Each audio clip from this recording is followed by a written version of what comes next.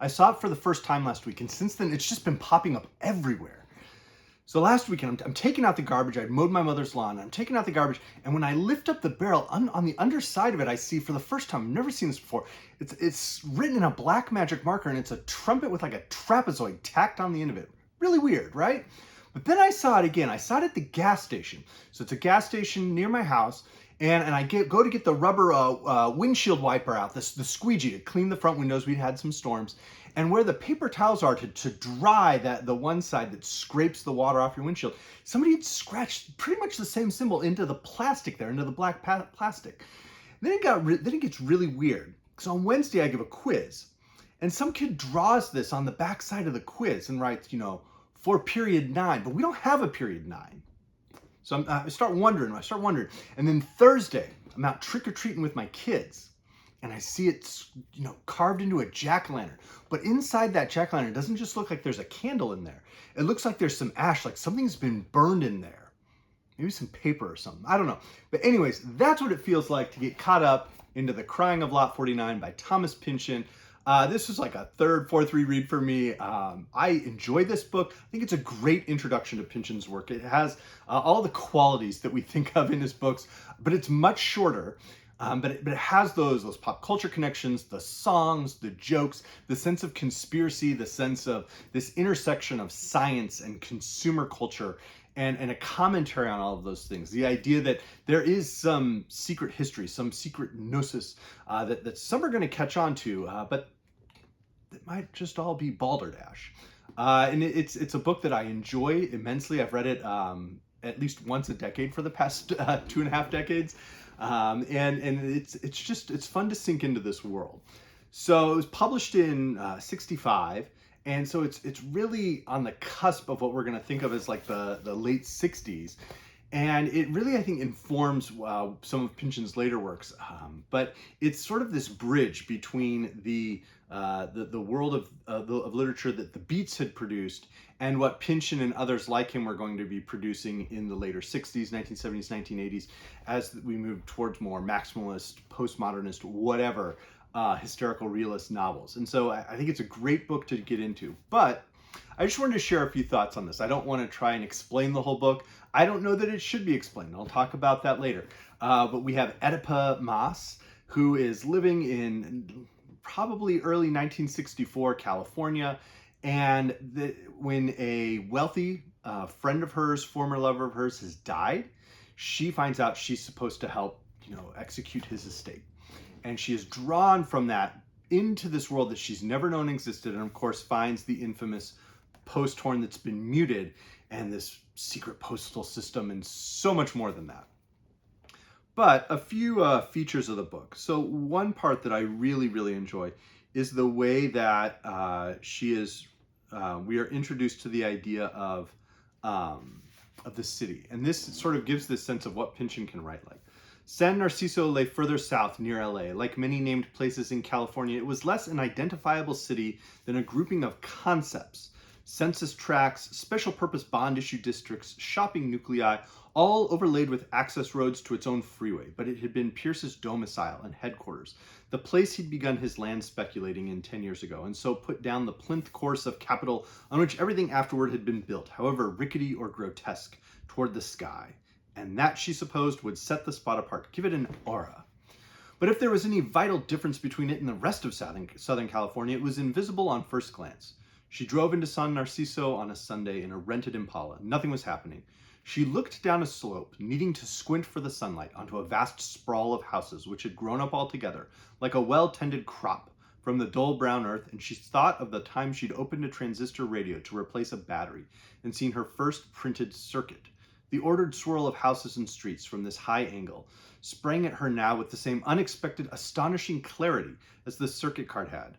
Though she knew even less about radios than about Southern Californians, there were to both outward patterns a hieroglyphic sense of concealed meaning, of an intent to communicate. There had seemed no limit to what the printed circuit could have told her if she had tried to find out.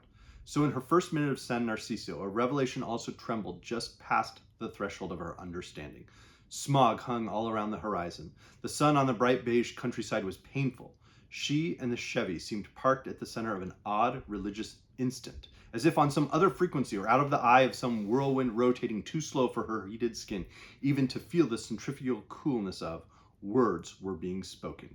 She suspected that much.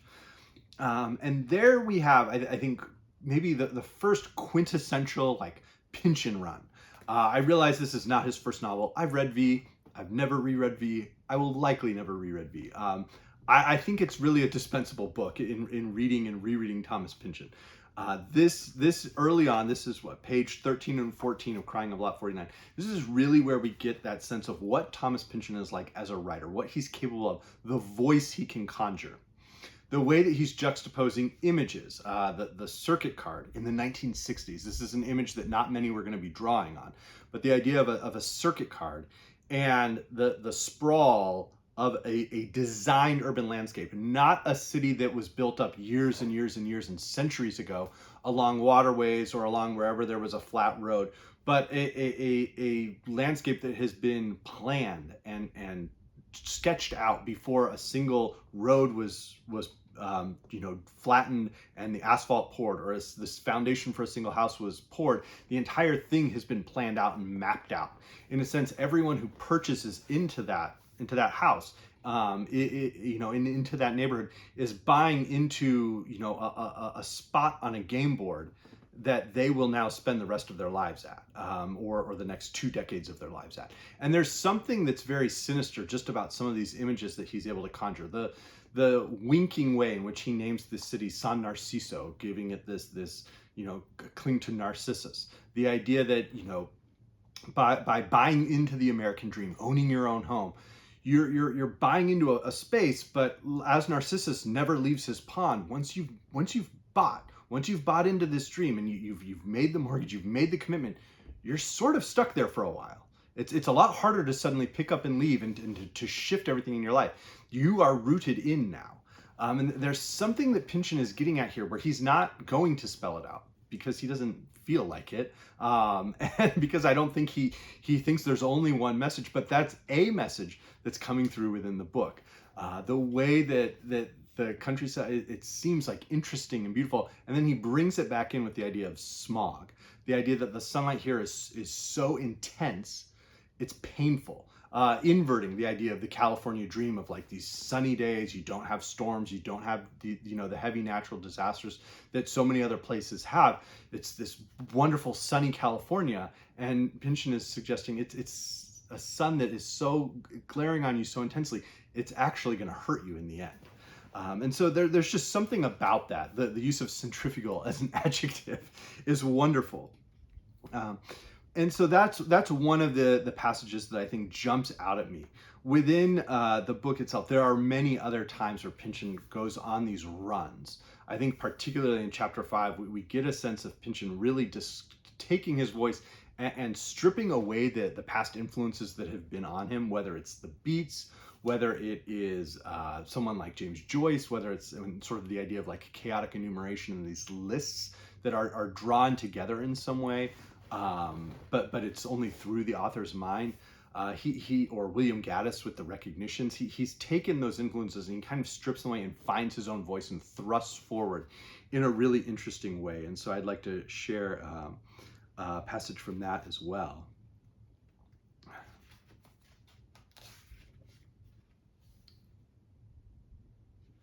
Somewhere near the Fillmore, she found the symbol tacked to the bulletin board of a laundromat, among other scraps of paper offering cheap ironing and babysitters. If you know what this means, the note said, you know where to find out more. Around her, the odor of chlorine bleach rose heavenward like an incense. Machines chugged and sloshed fiercely. Except for Oedipa, the place was deserted, and the fluorescent bulbs seemed to shriek whiteness, to which everything their light touched was dedicated. It was a black neighborhood. Was the horn so dedicated? Would it antagonize the horn to ask? Who could she ask? In the buses all night, she listened to transistor radios playing songs in the lower stretches of the top 200 that would never become popular, whose melodies and lyrics would perish as if they had never been sung. A Mexican girl, trying to hear one of these snarling static from the bus's motor, hummed along as if she would remember it always, tracing post horns and hearts with a fingernail in the haze of her breath on the window. Over at the airport, Oedipa, feeling invisible, eavesdropped on a poker game whose steady loser entered each loss neat and conscientious into a little balance book decorated inside with scrawled post horns. "I'm averaging a 99.375% return, fellas," she heard him say. The other strangers looked at him, some blank, some annoyed. "That's averaging it out over 23 years, he went on, trying to smile. "Always just that little percent on the wrong side of breaking even. 23 years, I'll never get ahead of it. Why don't I quit?" Nobody answering. In one of the latrines was an advertisement by AC/DC, standing for Alameda County Death Cult, along with a box number and post horn. Once a month, they were to choose some victim from among the innocent, the virtuous, the socially integrated, and well-adjusted, using him sexually, then sacrificing him. Oedipa did not copy the number. Catching a TWA flight to Miami was an uncoordinated boy who planned to slip at night into aquariums and open negotiations with the dolphins who would succeed man. He was kissing his mother passionately goodbye. "All right, Ma," he kept saying. "Right by waist," she said. "Remember, the government will open it if you use the other. The dolphins will be mad." "I love you, Ma," he said loud. "Love the dolphins," she advised him. "Right by waist." So it went. Oedipa played the voyeur and listener. Among her other encounters were a facially deformed welder who cherished his ugliness, a child roaming the night who missed the death before birth, as certain outcasts do the dear, lulling blankness of the community. And it goes through all of these, decorating each alienation, each species of withdrawal as cufflink, decal, aimless doodling. There was somehow always the post horn. She grew so to expect it that perhaps she did not see it quite as often as she was later to remember seeing it. A couple, 3 times would have really been enough, or too much. The way that Pynchon takes this and then rips it out, and he gives us images that we've seen. We've seen someone kiss goodbye at the airport. We've seen, someone listening to the music and just idly sort of like sitting there scratching a fingerprint or a nail along the window. Many of us have been to laundromats or have sat and watched our own laundry go through, or spent time folding our laundry. This idea of all of these individuals who Oedipa will never meet again, that she has no real connection to, suddenly finding this connection that is meaningful to her and perhaps is meaningful to them, though it might just be unconscious, is something that Pynchon is drawing on and really emphasizing.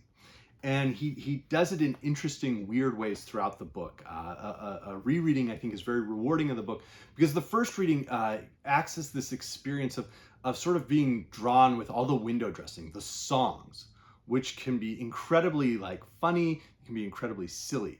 The sense of the Courier's tragedy in the play can be something one spends weeks reading other Jacobean tragedies from Shakespeare and others. Some are much better, and some are quite weak.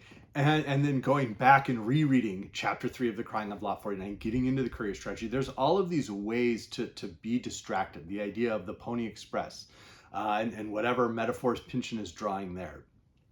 The detective novels of Raymond Chandler and Dashiell Hammett that he emphasizes there at the end of that long list.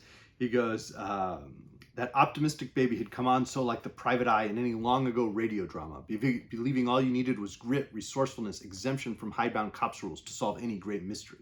But the private eye sooner or later has to get beat up on.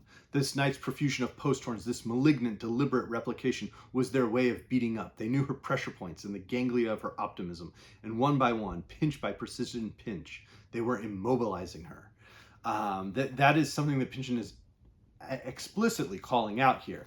And he's doing it, though, from this weird, sideways perspective. I mean, there's a sense in which it seems clear that there's, substances being ingested to sort of draw some of these connections.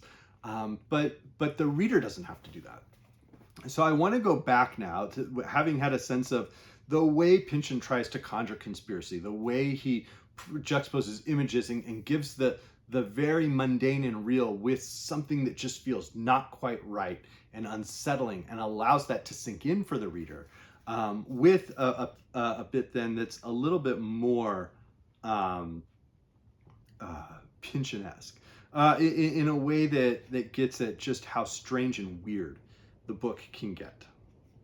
So one of the things that Pynchon is often interested in is the idea of technology, of emerging science, of the way that individuals have insights into science that often seem to be dead ends, but then can be revisited in a very interesting way, or that truly are dead ends that people just obsess over and circle over and spiral around, not unlike the way readers will, identify this is the interpretation of this symbol in The Crying of Lot 49, or Gravity's Rainbow, or Mason and Dixon, or any of his works, or Cormac McCarthy's works, or pick your hobby horse. And the way that people will devote hours of their time and obsess over these ideas is something that Pynchon gets at. And I don't even think that's necessarily intentional, but it's something that just interests, that pops up in his writing and perhaps interests him. So here's a passage in which Oedipa, as she's drawn into the conspiracies, gets this connection that isn't even really fully developed within the book. The book heads in a different way, but Pynchon allows this weird little cul-de-sac for Oedipa to go into. And so she's been visiting individuals at a corporation that is sort of probably modeled on Pynchon working for Boeing. And she encounters this idea around Maxwell's demon from James Clerk Maxwell. He began then bewilderingly to talk about something called entropy. The word bothered him as much as Tristero bothered Oedipa, but it was too technical for her. She had gathered that there were two distinct kinds of this entropy, one having to do with heat engines, the other to do with communication. The equation for one back in the 30s had looked very like the equation for the other. It was a coincidence. The two fields were entirely unconnected except at one point, Maxwell's demon. As the demon sat and sorted his molecules into hot and cold, the system was said to lose entropy. But somehow the loss was offset by the information the demon gained about what molecules were where. Communication is the key, cried Hephaestus. The demon passes his data on to the sensitive, and the sensitive must reply in kind. There are untold billions of molecules in that box. The demon collects data on each and every one at some deep psychic level he must get through. The sensitive must receive that staggering set of energies and feed back something like the same quantity of information to keep it all cycling. On the secular level, all we can see is one piston hopefully moving. One little movement against all that massive complex of information destroyed over and over with each power stroke. Help, said Oedipa, you're not reaching me. Entropy is a figure of speech then, sighed Hephaestus, a metaphor. It connects the world of thermodynamics to the world of information flow. The machine uses both. The demon makes the metaphor not only verbally graceful, but also objectively true. But what, she felt like some kind of heretic, if the demon exists only because the two equations look alike, because of the metaphor? Hephaestus smiled, impenetrable, calm, a believer. He existed for Clerk Maxwell long before the days of the metaphor. But had Clerk Maxwell been such a fanatic about his demon's reality? She looked at the picture on the outside of the box. Clerk Maxwell was in profile and would not meet her eyes. The forehead was round and smooth, and there was a curious bump at the back of his head, covered by curling hair.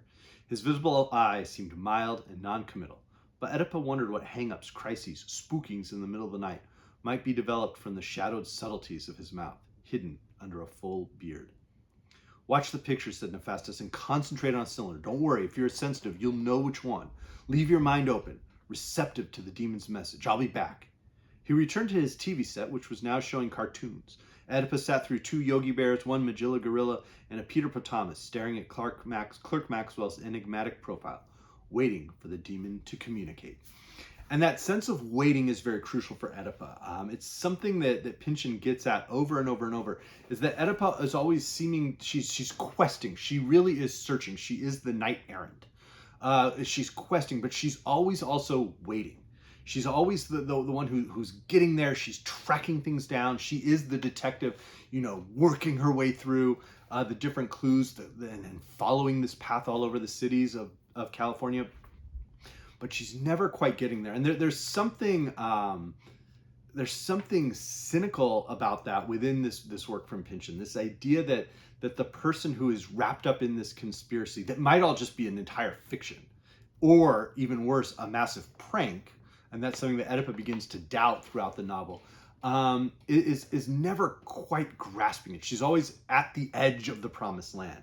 But I think that's something that he's drawing on from from the influences of Jacobean tragedy, particularly the way that and the agency of the women in those tragedies. That's just an influence I note as a reader, is that Oedipa throughout the book is really in the place of this quester who's also the doubting Thomas. That she is the one who's like, I just want some proof, but is also the one who's smart enough to realize, wait a second, what proof would actually work? What proof would suffice?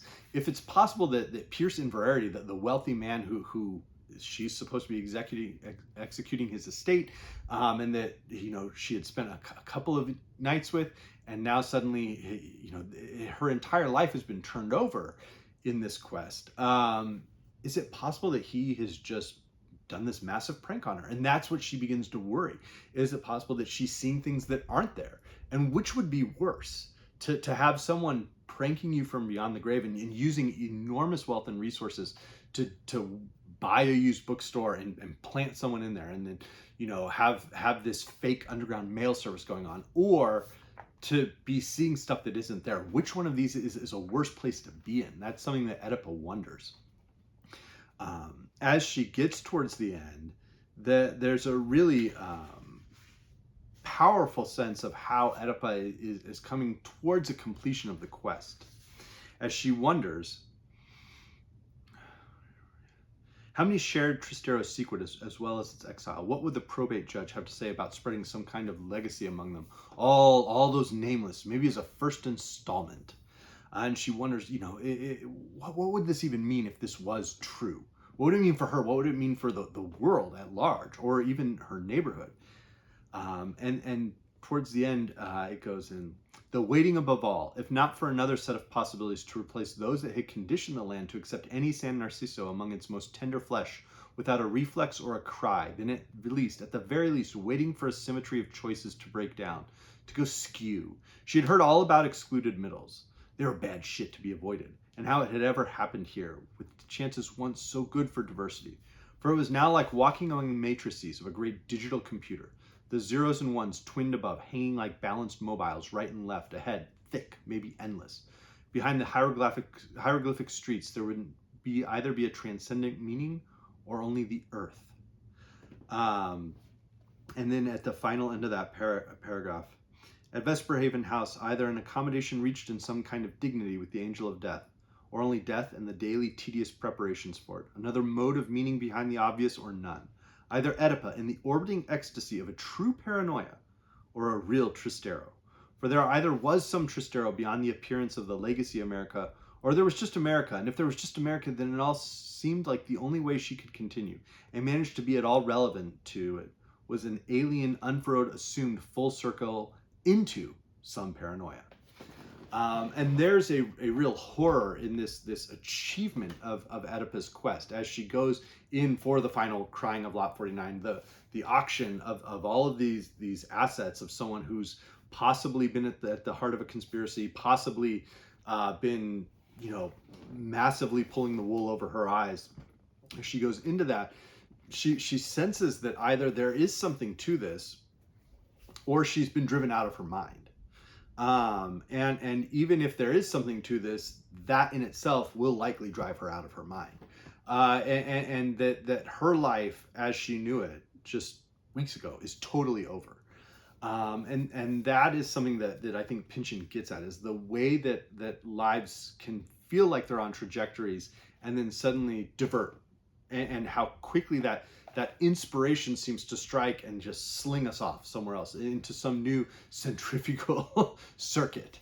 So those are my thoughts on The Crying of Lot 49. I do want to do two more sort of little sections here. But if you're interested, just jump to the recommended if you like. One is a longer bit on the Courier's tragedy. The other is what I believe is the inspiration for Baby Ygor's song in chapter 2 on page 19. So we'll start with the Courier's tragedy. I'm a big fan of 16th and 17th century English tragedy, whether from Shakespeare, Christopher Marlowe before him, later on writers like John Ford, John Webster, Cyril Tourneur. There's a number who are really with it. And I think if you really enjoy those, the Courier's tragedy in chapter 3, as much as it can be this weird conspiracy, it's almost this set piece when Oedipa and the lawyer she's sort of been, now engaged in a new romance with, consensual or otherwise, which is an important note. is that Oedipus is basically assaulted by this lawyer who's probably in league with Pierce and had been sort of ordered to try and sleep with her, and ultimately just does while she's asleep, and revealing his monstrous quality as well. That while she's at this Courier's tragedy, there's a real sense of like conspiracy going on, that somehow this is going to be some whole metaphor for the Trastero conspiracy, this underground, mailing service that stretches back a conspiracy hundreds of years. And there's little ways that play is interesting. Probably the most noted part is with a line around, "He that we last as Thurn and Taxus knew, now recks no lord but the stiletto's thorn, and tacit lies the gold once knotted horn. No hallowed skyne of stars can ward, I trow, who's once been set his tryst with Trastero." And it's weird, and it's then immediately sends you off as a reader onto this idea that there's the skeletons of men who died in World War II have been taken and transported from Italy to this lake at this manufactured set of estates in California. But there's also a note about that when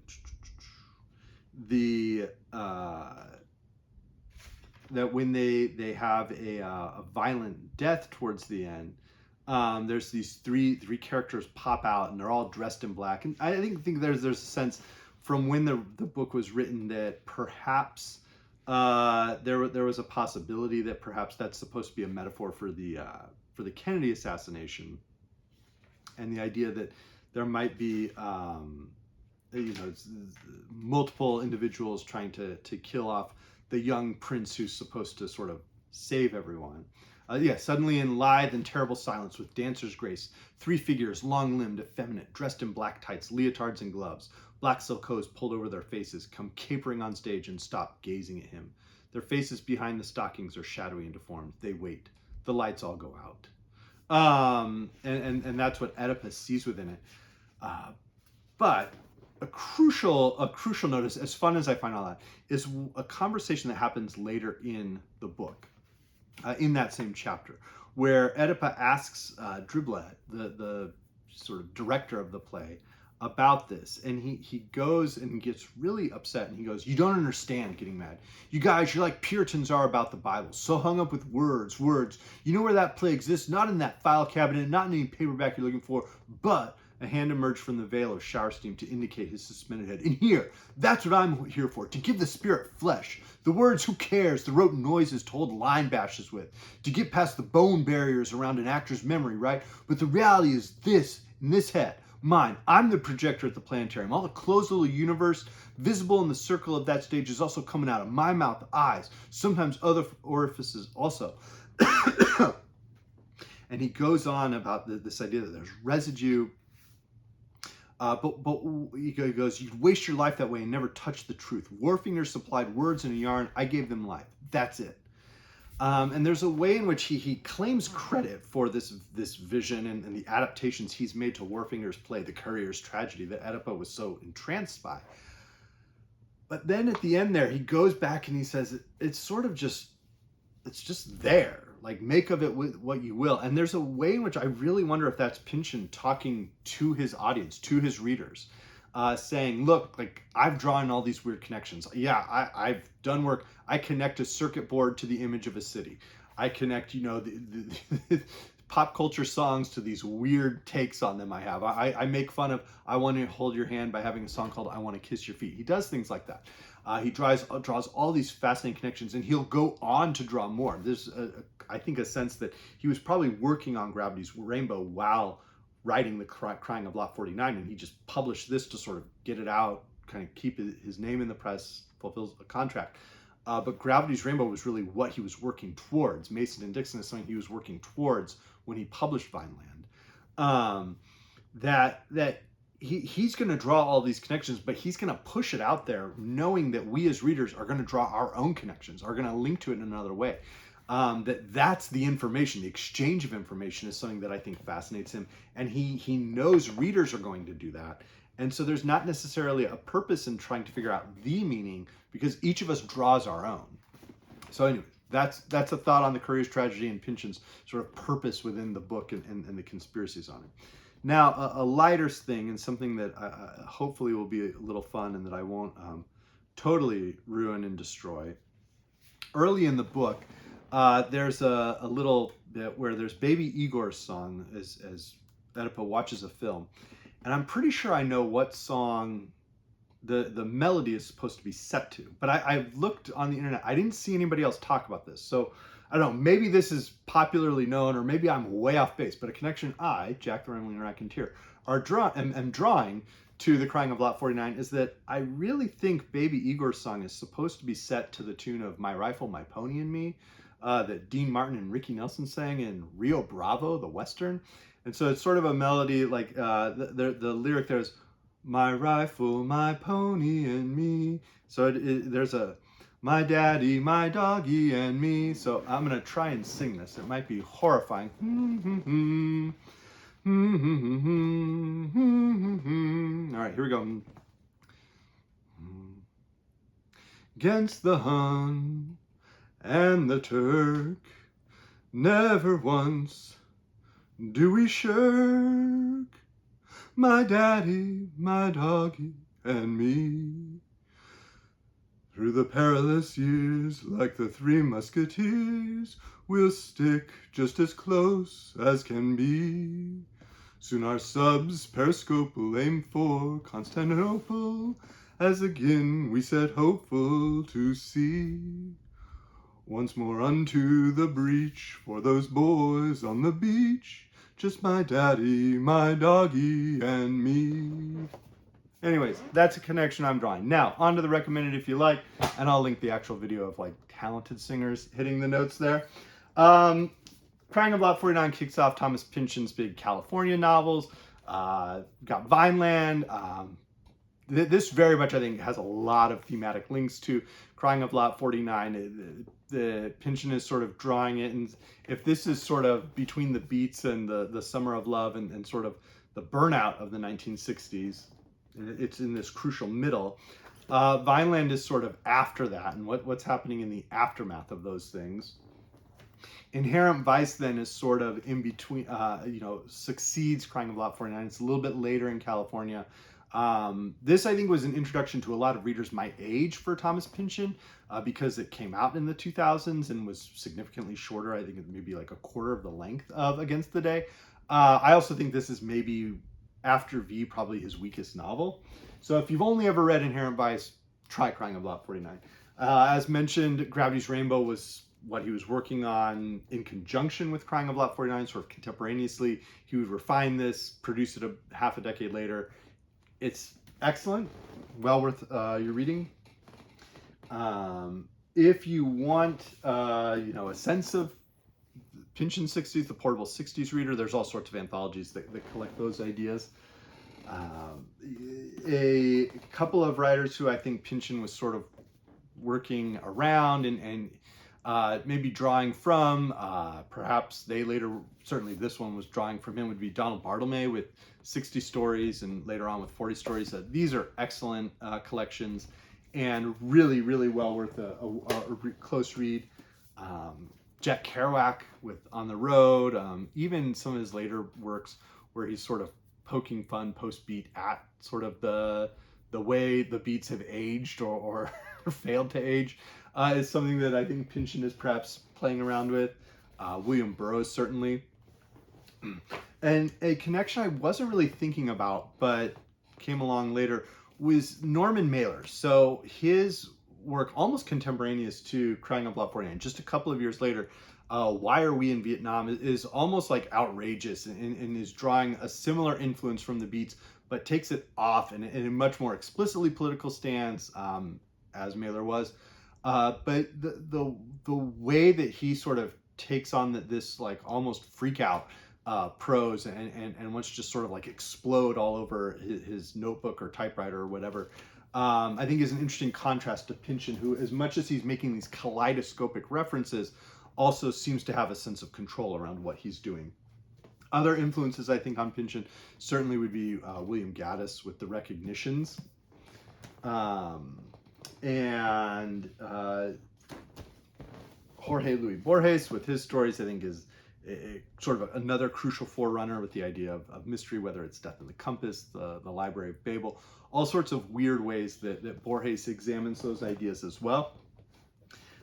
If you are really interested in getting into the Courier's tragedy, the text is The Duchess of Malfi by John Webster. The White Devil's very good, but Duchess of Malfi, I think the titular character there really, Oedipus starts to represent her in some ways. There are parallels around some of the specific murders, around some of the specific characters within the Courier's tragedy that make me really think the Duchess of Malfi is the major sort of text for that. Two others that I think are probably pretty crucial would be The Revenger's Tragedy. We don't quite know who wrote that. And then The Atheist Tragedy by Cyril Tourneur, which I think is a masterpiece. John Ford with 'Tis Pity She's a Whore would be another one. I don't think that's quite as close, though, to the Courier's tragedy as the others are. Another sort of contemporary writer who gives sort of a cynical take on California and the American dream would be Newton Thornberg with To Die in California. I read this in March. This is a very good book. I think sort of maybe the person who drew the most from Crying of Lot 49 was David Foster Wallace with The Broom of the System. I'll link my video discussion of that in the description box. Certainly, Pynchon's Against the Day has, if you enjoy the songs in Crying of Lot 49 and sort of the zaniness, Against the Day is really into that. And then Pynchon, I think his critique of capitalism, his critique of this idea of like people buying land and then selling it as part of the American dream and selling it to people is something that he gets into even more in Against the Day. If you really want to go for it, then read his early stories in Slow Learner. By far the best of these is a story called The Secret Integration, which I think is a masterpiece. The rest of these are very much miss than hit. But yeah, that's Crying of Lot 49. I know this ran really long. Apologize for the vocals on Baby Ygor's song, but hope everyone's doing well. Thank you.